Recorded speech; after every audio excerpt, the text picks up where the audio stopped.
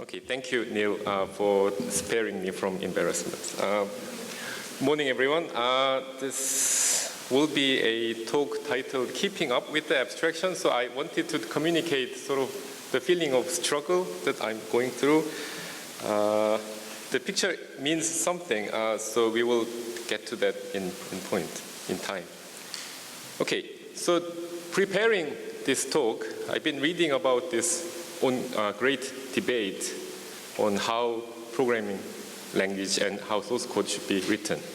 So on one side, we have sort of, I would label them machinists. They claim that programming language and source code should be handled by the machines now, because that's the obvious future. And then if we do that, it is much more scalable, and it enables us with much more improved productivity.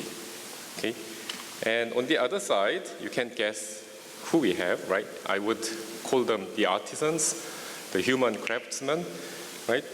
And they firmly believe that the humans still have a place in writing code, and that's because human written code is more trustworthy, and then the craftsmanship accumulated by the humans up to this point means that the resulting code is overall more efficient. I mean, we may like generate the code faster, but if you account for the entire lifespan of the resulting product, then maybe we will write more efficient code.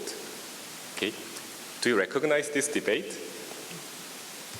What was I reading? The great debate. Any guess?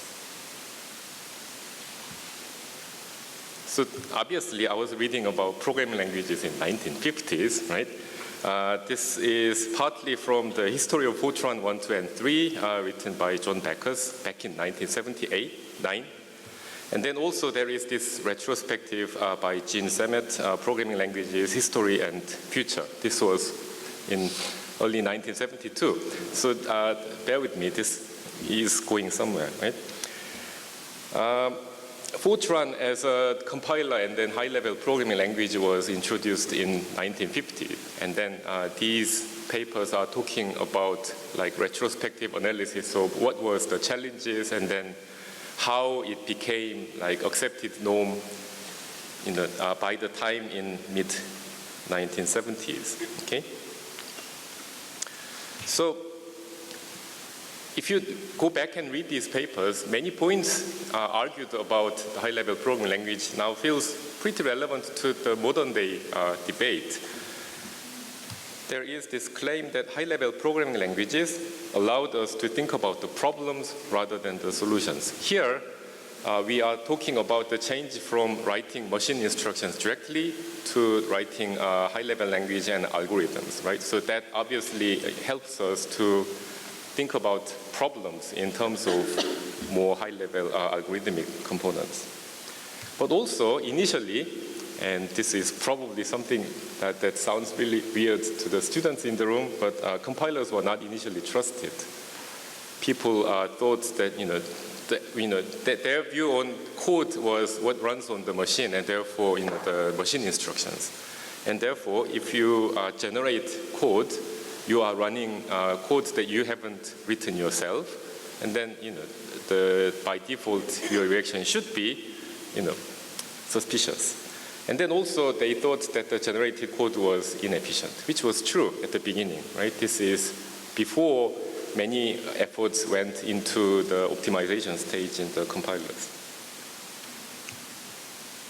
And then also, earlier languages were very difficult to debug, at least initially. We didn't have any support that we currently enjoy, so no real debugging methodologies, no debugger supports, etc. Right? So later I will come back to the point and then try to discuss why in spite of all these changes, we still feel confident with compiled programs nowadays. But initially these are the contested points, and then I think they are still relevant, right? Although we are dealing with now a new thing, right? in front of us, every software engineering conference for the last few years, you probably felt that everyone is talking about the same new shiny thing, or rather new black thing, which is the language models. And then also during the last couple of years, agents, right? And I was teasing you with the 1950s analogy, but that is still relevant. I think we still have the machinists and then artisans debating about this point, although the center of the debate is rather shifting nowadays.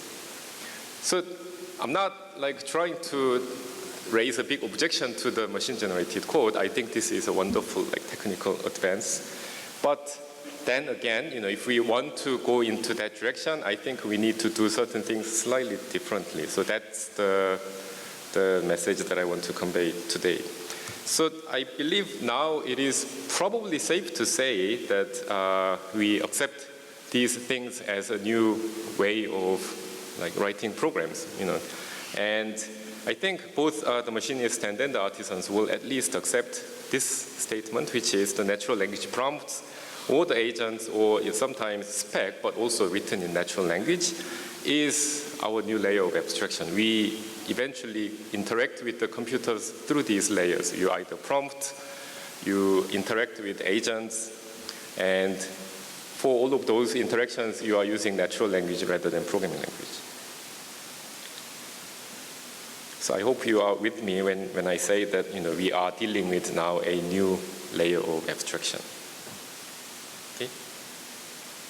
Well, abstraction is such a fundamental concept in computing, and furthermore, probably to software engineering, right? We deal with various layers of abstraction, and then we react to the challenges brought up by the new ones. So I want to contrast our reactions to this new layer, right? Back in from 50s to 70s, when the compilers appeared, initially they were not really popular. Everyone was suspicious, right? And it is only because really a lot of research and efforts went into making that abstraction layer trustworthy, right? The compiler itself and then various optimization chain, it is much better than what it used to be. And then furthermore, the whole layer is actually traceable. That's because it is still written with the symbolic language of logic, right? And there are even a few successful attempts to make the whole chain actually verified, right? So you can guarantee that what you write becomes correct machine instruction, right? And also I would argue that our community has done some bits to the trustworthiness of that layer, because we have this is a testing conference. We are all doing everything we can do to make sure that the end result, the compiled executables, are okay. So any program analysis technique, any verification technique is actually adding to the trustworthiness of this layer, right? And nowadays, frankly, if someone comes up to you and they say, my program is not running correctly, I suspect it is the compiler's bug, then at least our initial reaction is surely not, right? We have confidence in our compiled stack. So let's contrast this to the new layer that we are currently dealing with. Is anyone very suspicious of language models and then agents? Well, to some degree, but the main discourse in the entire ecosystem seems to be that they are really the best thing, right? From now on, we don't even need to write any code. I mean, obviously, I'm not, okay, this is a bit of an exaggeration. Lots of work is going into advancing the foundation models, but because inherently the model and then the inner space is sort of a black box, it is very difficult to look into the space. And then therefore, we are talking about the end result, input and output, rather than what's actually happening in the layer, right? Therefore, we are evaluating only end-to-end result. So our understanding of the performance of this new methodology, new layer, seems to be mostly about end-to-end benchmarking, right? These are the inputs, and then you get those outputs. How good are they? So we lack any understanding of what's happening inside. Right? And also, apart from the benchmarking, I would argue that the testing of the new layer remains largely unexplored. Right? Sort of understandable because it's such a different space compared to the, the stack from high-level programming language to the machine instruction. But I'm going to argue that, I'm not saying that this is the only thing that's going to solve every problem, but I would argue that we at least need to look into the new layer as well. Right? So this is very different space. Nothing is symbolic. There is no logical traceability, but still we need to do some engineering in the new layer. And by the new layer, I mean maybe it's the latent space in the continuous high-dimensional space of the inner representations of language models, or it may be some form of trajectory that agents work with. So, it would not be an exaggeration to say that what they lived, what agents lived as a trajectory is very different from either existing traditional program log or even execution traces. But my point is, software engineering is not really about the concrete techniques that we employ, right? It's not about, for lack of, okay, what technique comes to my mind right now?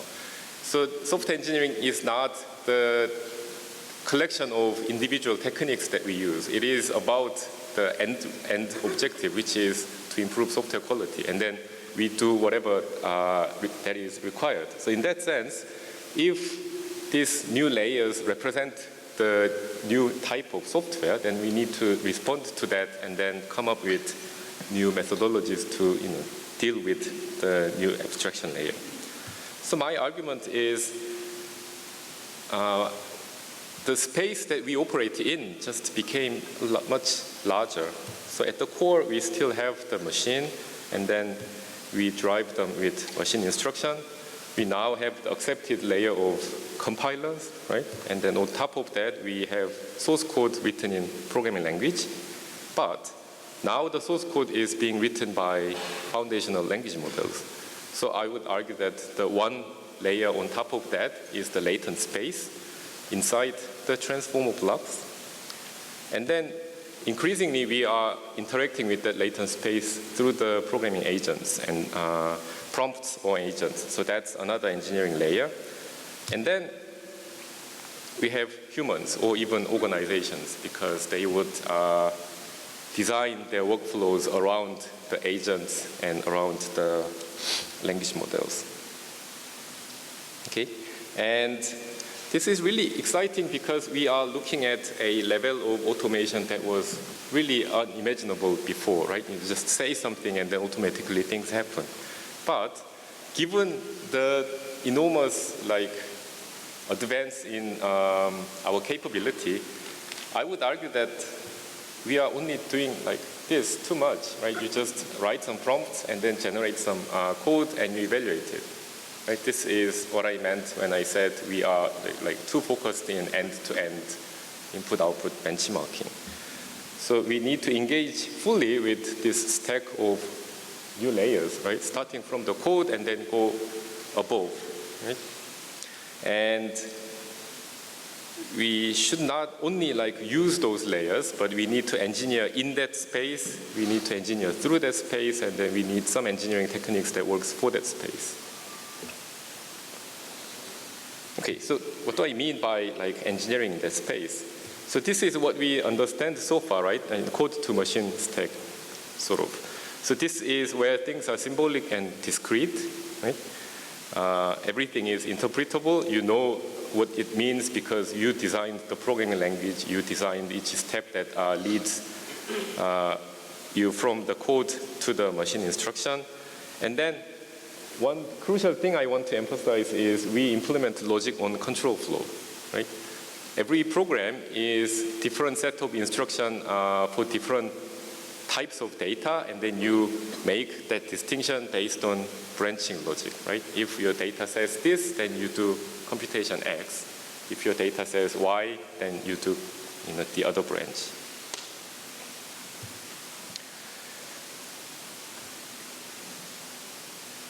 Inside the language models, the space is very different.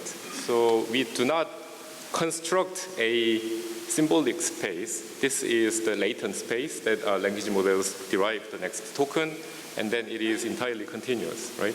Although it may be very sparse, so in that sense, it may not be like fully dense and continuous, but it is still defined in the continuous latent space. It's not really transparent and then not 100% interpretable. So there are some work that tries to look into the space and then figure out meanings of individual vectors, such as the famous mechanistic interpretability work from Anthropic. But in general, I would say that we do not really understand that space much. And then in contrast to the logic on control flow in the discrete space, I would argue that we implement logic, I say implement, the logic happens along the data flow, right? If you have dabbled with any simple deep neural network, any input goes through all the layers. There is no concept of branching, right? You just output different things on the same control flow. Everything starts from the same input and then goes to the same output layer. And whatever decision that you make happens along the data. So the way we differentiate things is not because we say, you do X and then you do Y, there are different computations. And on top of that, I would also argue that this is the space that agents operate, and for lack of a better idea, I'm calling it trajectory layer. This is where things are a little bit neurosymbolic, right? So the agent's behaviors are driven by the latent space, but they actually output readable text. So in that sense, it's symbolic. Also, agents are the combination of foundational models and then traditional logic. So in that sense, also, this is a neurosymbolic layer. We deal with high-level semantics. So, when you reach that layer, you can actually read and then understand what's going on. Now, the question of interpretability would probably lie more on the volume and then the difficulty in terms of interpreting large volumes of data rather than whether you can read and understand. This is where our logic happens over the mixture of tools and then the tools written in traditional software programming language and then language models. And then finally, we have the new application area, layer. I think we will be writing a completely new types of software. So if you think about it, okay, Claude Code allows you to write many existing types of software really fast and efficiently, but it is in itself a very new type of software. It's nothing like existing IDEs, right? They are very different type of developer assist. And here, the value mostly lies in human impact, right? They will change the way we interact with computers. And arguably, this makes everything executable because you can start from natural language and then carry out some concept in actual actions. My good friend Robert says, this is maybe what the future of companies are because you can execute your documents in some sense. So you write what you do, and then that becomes actually your organization in the computational space, which is exciting thoughts. So, I'm not saying that these are technically correct way of organizing these spaces, but if you agree with me that they make half the sense, then now I'm going to talk about what we've been doing in order to keep up with these new layers. Okay, so by all means, this doesn't mean that what I'm going to talk about are the techniques are the right way into looking into this, but I want to guide. I would much prefer that more people are looking into these layers directly rather than just generating code and then evaluating benchmarks. So So as a way of looking into the interaction between humans and then these new types of agentic software, I want to talk about the architectural design side. I mean, I'm by no means an architecture person, but I do think there is a vast space that's currently being almost ignored. We are too busy using them that we are like not looking into the space of possible new exciting applications. About the agentic trajectory layer, I want to argue that we should be able to represent what they are doing in formats that are more familiar to us. So you cannot just like launch the agents and then look at the output. You should be able to like formally represent their behavior in some format and then do analysis on them.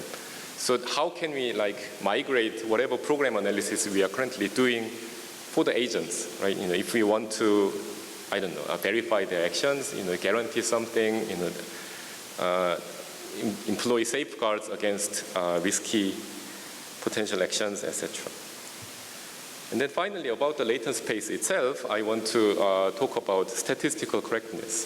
Since this is a continuous latent space without real interpretability, it is very difficult to argue that certain computations are correct and others are incorrect. But that really takes away the foundation of software testing, right? I've been thinking about this for a long time. If the program correctness is just a probability, can we live with that? Really, you cannot say something is reliable and something is not reliable. If that distinction sort of evaporates a little bit with the statistical arguments, then what can we do? So that's what I want to talk about for the third part. Okay, the first question, what are the new architectural patterns? So I am fully aware of the fact that many people think architectural design is something that cannot really be taught, right? You do not like derive the correct architecture somewhere. It's something that you like engage with actual system building and then it just emerges out of it. And we are like looking at that right now. I think we have a few like emerging patterns, but no one can claim that, okay, these are the potential architectures you can build using the foundational models. So one type I think is happening is what I would call task workers. You define a specific task and then they go and run them in batches. So it's an automation in a sense. Did I vote now? Just 1 minute. Technical tip. Oh, okay. I see. Thank you. Sorry about that.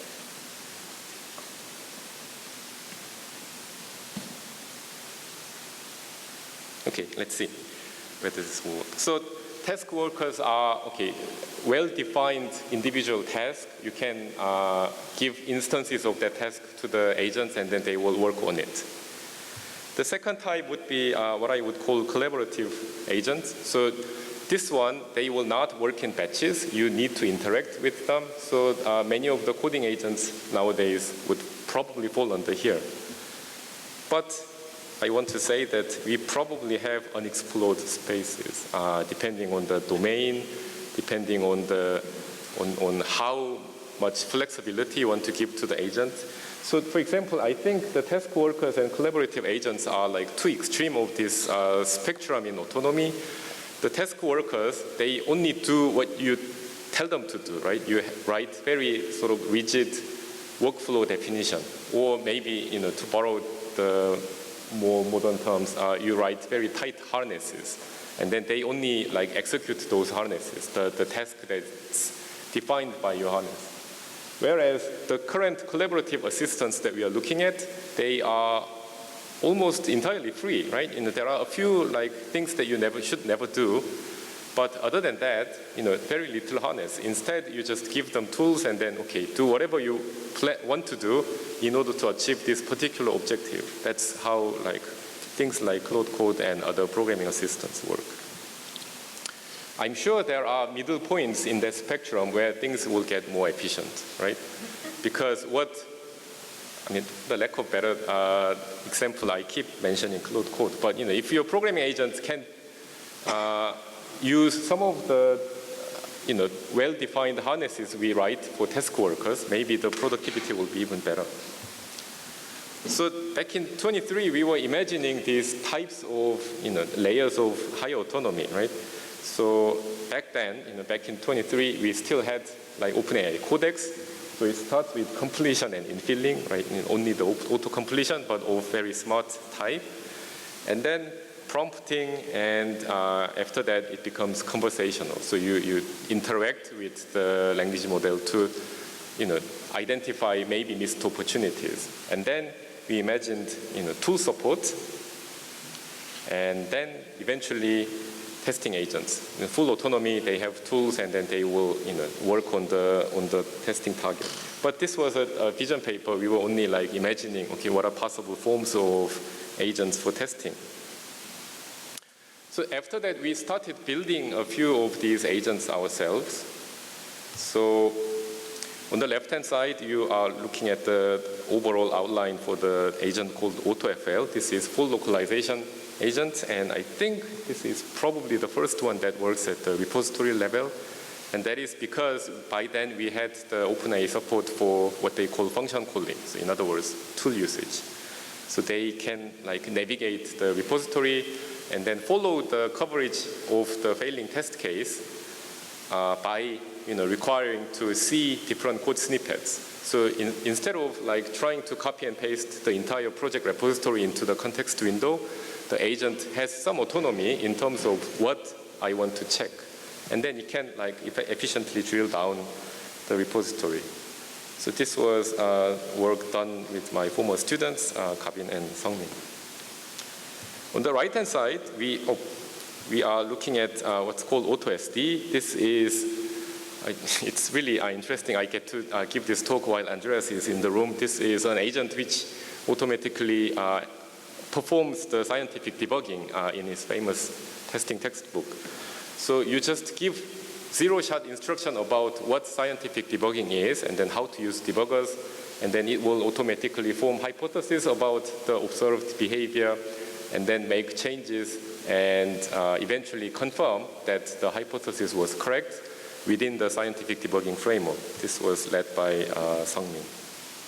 So I would argue that these are the task workers. You give them well-defined tasks, and then they operate within well-defined realms of behavior. You either call the navigation functions based on your own decision, or you form your next hypothesis and then use the tools accordingly. But they have a single well-defined task, and then the only contribution from the language model is occasional, very semantic decision about what to do next, right? The next one we came up with is very interesting. This is a droid agent published at ICST 2024. This is an autonomous GUI testing agent. And then what's interesting is we do not really give it any instructions. We tell the agent that, okay, here is an Android app. Imagine you are a user of this app, and then come up with usage scenarios. And then it comes up with things you can do with this particular app, and then goes out and actually do those things, right?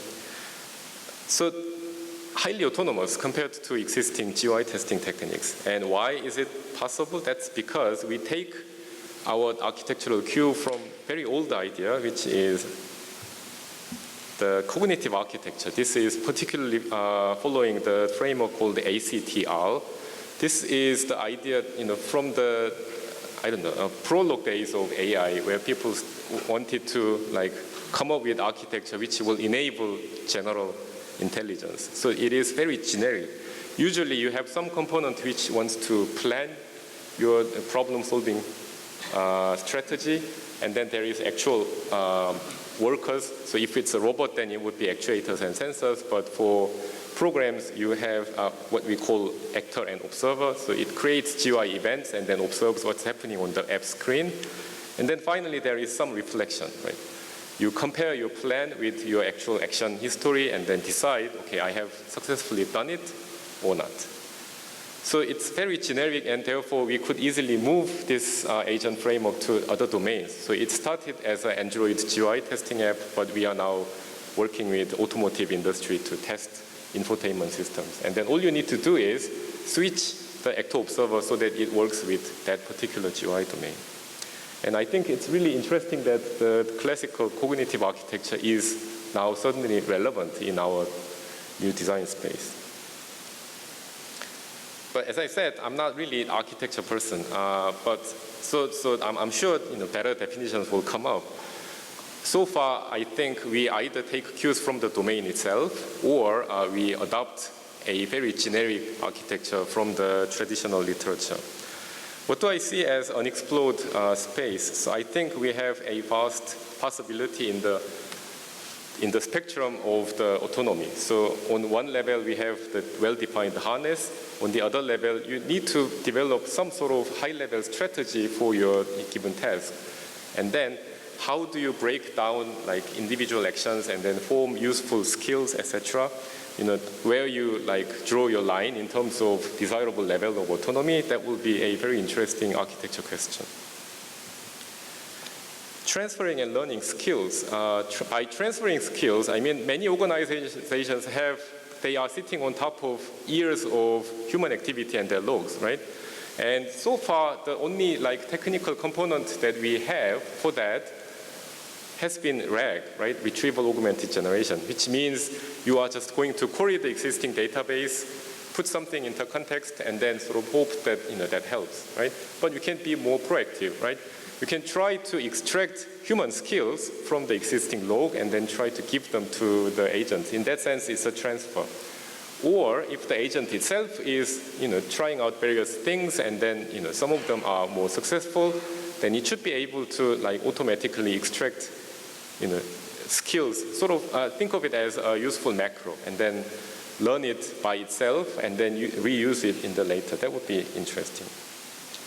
And then also, so far, our talk of agents has been focused on like functional efficiency, right? How do we write the correct code quickly, or how do we repair this bug as quickly as possible?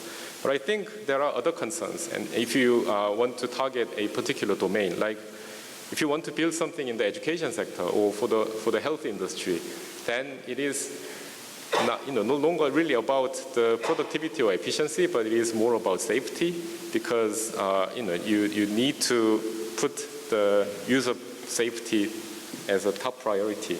And then architectural design for that will be surely different from giving like certain levels of autonomy and then solving the problem as quickly as possible. So that's what I expect to happen in the design space. Moving on to the second topic, how do we analyze agent behavior? So this was my argument back in FSC 25, the vision track paper. If you try to analyze the agents that depends on the large language model sitting across the internet, what you are looking at is really some agentic logic on the left-hand side, but a black box over the REST API, right? And then it is essentially a big loop, right? Inside your tools, you are like branching and then responding to the agent logic, but we have no concept of branching on the right-hand side, because that's just a black box, and then it tells you to do different things, but it's not captured in terms of execution trace. It is just the same textual output from the language model. And then here I come back to my argument that machine learning systems implement their logic along the data flow. So if you think about what classification inherently is, it is about branching, right? You try to formulate some,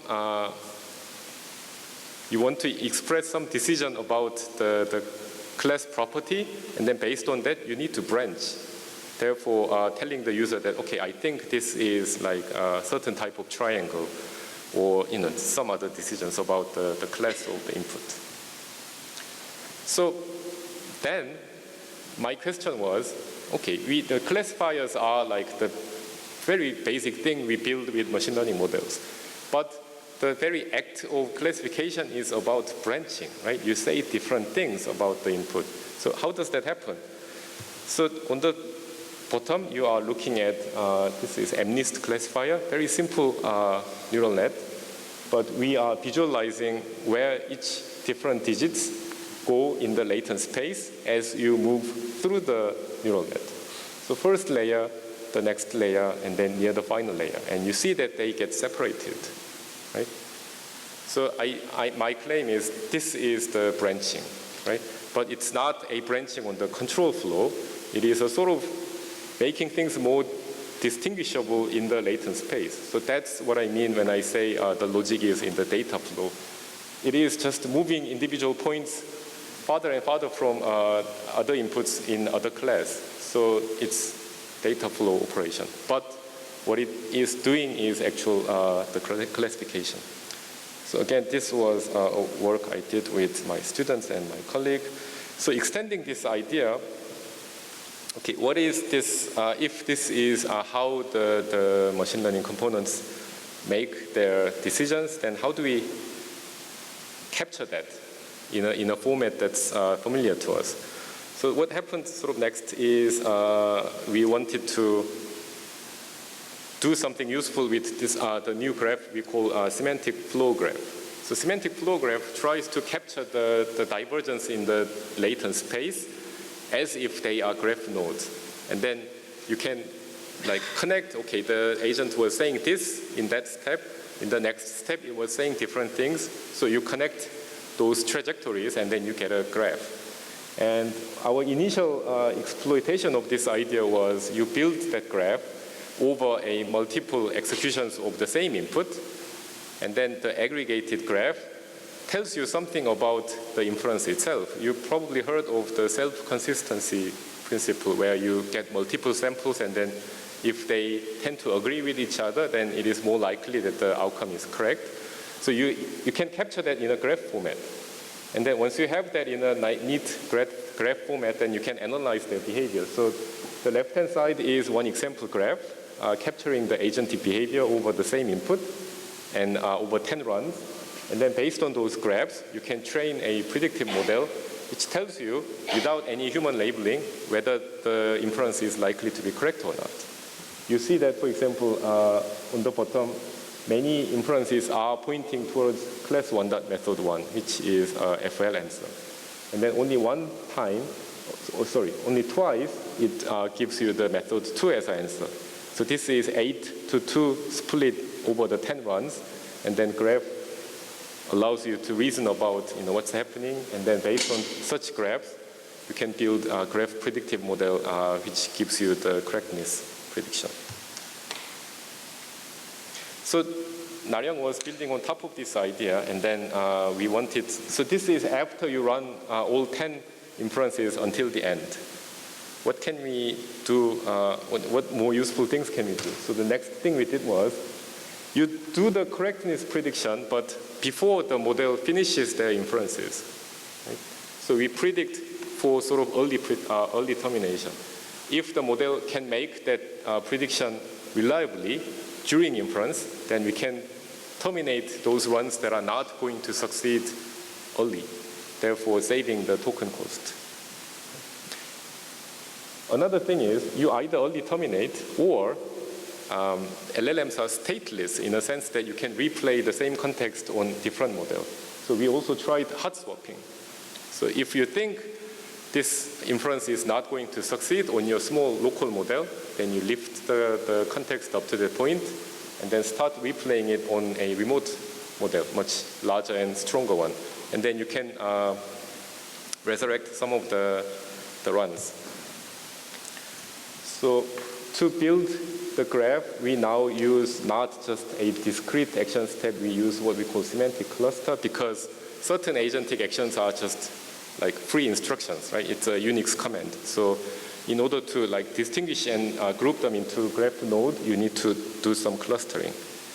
But based on that, the early prediction and then hot swapping is actually effective. So one example trade-off that we have is if we try to early terminate at halfway point, then 74% of fully capable model performance can be captured using only 24% of the cost. So some of the runs you can successfully finish on a small local model, you continue.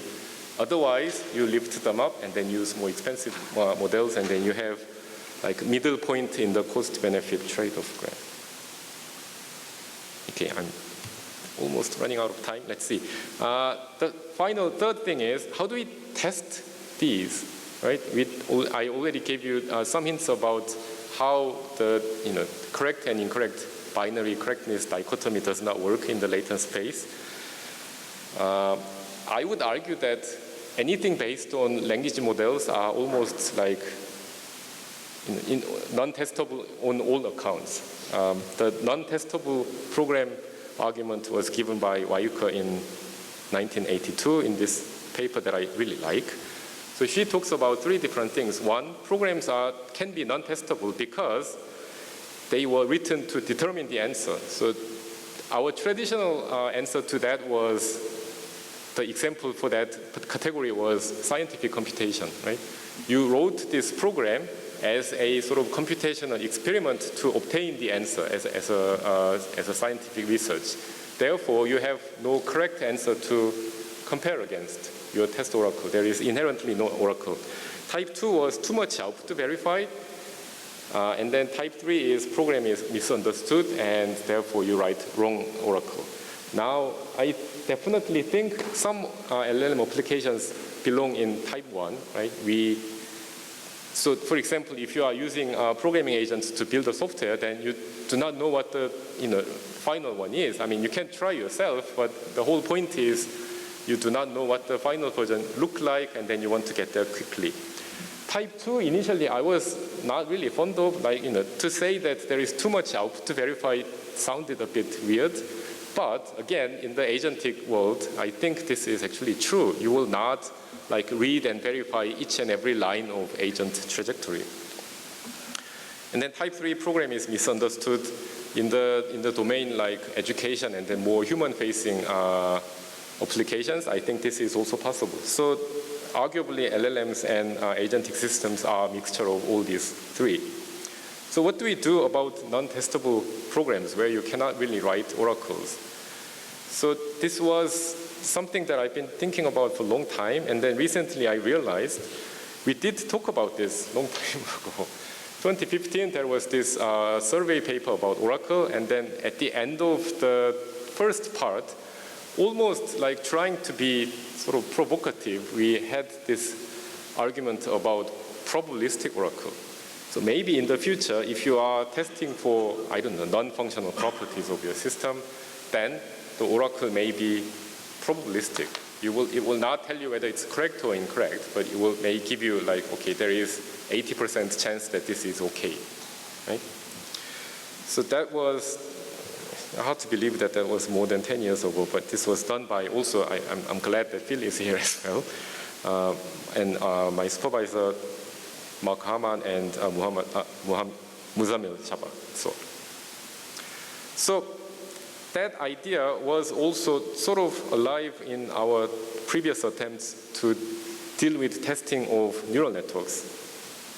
Okay, and here the attempt was, okay, you will never have correct or incorrect.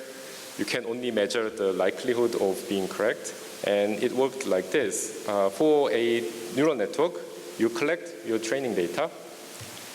You execute your training data, right? Not the new test inputs, but you run the training data and then specify a layer and then record every layer activation against the training data, right? You then summarize the recorded training data activations in a probability density distribution. And then when new input sample comes up, you compare that against the recorded statistical summary, and then the negative logarithm of the Gaussian kernel density becomes how surprising the input is. In other words, we measure how out of distribution against training data the new input is. Right? So, it sounds handful, but really it is saying that if your new input is similar to the training data, your model will do well because it has seen something like that. If it doesn't look like training data, it will have a hard time, right? So that was that. But after that, once we have started seeing like, the wonderful capabilities of transformers, I started thinking, how do I do something like this, but for transformers, for LLMs? We have two issues. First, training data is really, really large. We are talking about probably the entire internet plus something, right? So measuring the similarity between your new input and then the entire training data, it is sort of meaningless. And then second, I think this is a really interesting thing. The foundational models themselves are trained to be autoregressive. So their initial training objective is to predict the correct token. But our actual usage is not really about predicting the most likely token. We use their emergent capability. We want them to write code. We want them to do logical reasoning and inferences, etc. So if the original training objective and then your usage is different, what does it mean to measure the similarity to the original training data? There is a misalignment there. So I didn't know how to solve these two. And then only recently I came up with a solution, or I should probably say I made a reasonable compromise. So the result is a technique called Clotho. This is task-specific modeling of input distribution. So the title sort of gives you half the hint. I don't want to measure the similarity in terms of the entire training data. I want to measure similarity to well-behaving inputs for this particular task. So everything should be scaled down for a particular task. And I believe we can do that because after the initial study, these are showing you the input hidden space, so none of the output, but these are what you get at the end of your prompt, basically, for different benchmarks. They are 8 different simple benchmarks that we use for large language model. So depending on what you want to do, they go into different latent space, which is natural, right? You give it different prompt, different instruction, which builds up different locations in the latent space, and then they go to different places. But what is even more interesting is if you look at these task spaces and then try to label what was eventually correct and what was eventually not correct, then you see distributions like this. Which means, there seems to be some tendency, right? Passing inputs and failing inputs before you generate anything, even, the instruction itself, the prompt itself seems to be going to different regions. So my colleagues did this wonderful transition from what we did for deep neural nets to transformers. So what we do differently this time is instead of using the entire training data, we use what we call reference input. These are inputs that represent the correct behavior for this particular task, right? And then I want to measure whether your new input looks anything like the representative runs. So we do the same thing. We pick some layer in the language model and then collect all the activation traces, and then we summarize them, this time with Gaussian mixture model. Essentially still a Gaussian distribution, but multiples of them to capture the complexity of the distribution. And then the reference input is representative of correct behavior, which means someone needs to verify that they are correct. So there is human labeling efforts involved. So in order to minimize that, we do not try to use everything. There is some sort of active learning loop so that we can choose the most obscure point and then present that for the human. So we want to refine that GMM distribution as efficiently as possible. So once you have that, it's exactly the same. If you have new task instance, you use the negative logarithm of GMM score, and then that gives you the degree of how surprising the new input is to the model. So this was really interesting finding for us. Without generating any output, you can predict whether it will eventually produce a correct output quite reasonably well. I mean, considering that you haven't seen any of the actual answers, I think this is a reasonably good number. The classification ROC AUC is about 0.7. Right? Then what's even more interesting is, if you prioritize inputs using this score, then it transfers across different models. So you compute this score, how similar is this to the representative well-behaving inputs, sort them according to the score, and then run it on another model, much more powerful model. So, for example, you are looking at spell check inputs prioritized using Gemma, the local model, and then run it on GPT-4, and you get much better APFD, meaning you get much earlier failures in your testing. So this seems to suggest that what is inherently difficult in input can be captured using smaller models, and then they retain when you run them in a much larger model, which is nice. So that concludes the three parts that I wanted to talk about. Our sort of attempt to drive us into these new abstraction layers. So not just about prompting and then evaluating the result, but what is actually happening and what can we do about that space, the new abstraction layers. So what are the remaining things? The remaining is almost misleading because I think in the entire space and then everything that we can do still remains unexplored. We have seen the tip of the iceberg, or even less than that.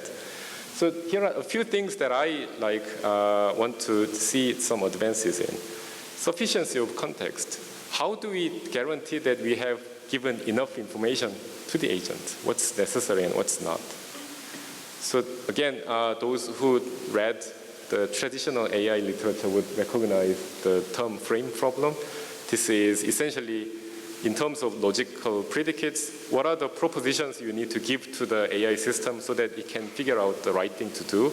And then the traditional frame problem says it's really not clear, and then it may be really, really large set of propositions, so that's a practical challenge. I think we are looking at the same thing.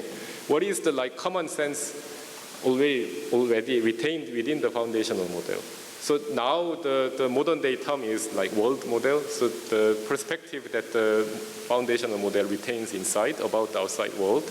But because this space is not symbolic and then not interpretable, you have no way of knowing, okay, I do not have to talk about this particular assumption because the model knows about it, whereas this one I need to tell it explicitly. So that distinction is very hazy. Separation of instruction and data.